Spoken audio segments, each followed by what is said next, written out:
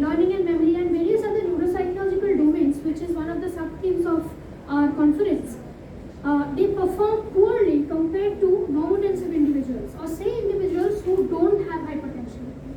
So I found it very important to incorporate this aspect, like how and why young people are getting affected due to hypertension long before it is expected to do.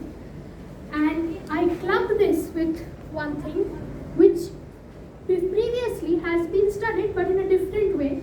As in, we know that relaxation techniques, we have talked about one, it's not a relaxation technique, but we have talked about mindfulness today in the pre-lunch session. So we know that relaxation techniques help in wide range of disorders, and even so in case of hypertension or disorders where we have autonomic arousal, it is very effective in calming down.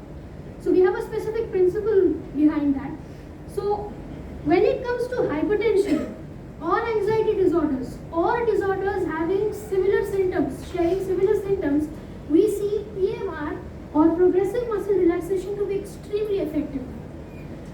So when I reviewed studies, I didn't see any study clubbing these two aspects together. Like, how about administering PMR on hypertension, that too including young people, right? So the aim of the present study, therefore, was to explore the effectiveness of PMR on two neuropsychological domains which I have selected, set shifting ability and verbal learning and memory, on hypertensive and normotensive adults, and compare the findings.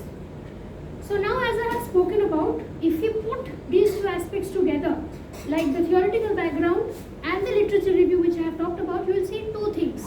Firstly, that hypertension is more prevalent in the younger generation, say between the age range of 30 to 45 years on an average. That's what the existing studies are suggesting.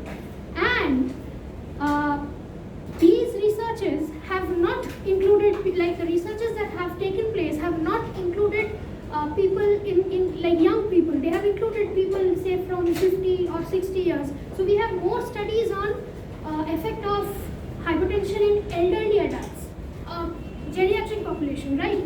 So what about, or how about exploring the younger population? So this is how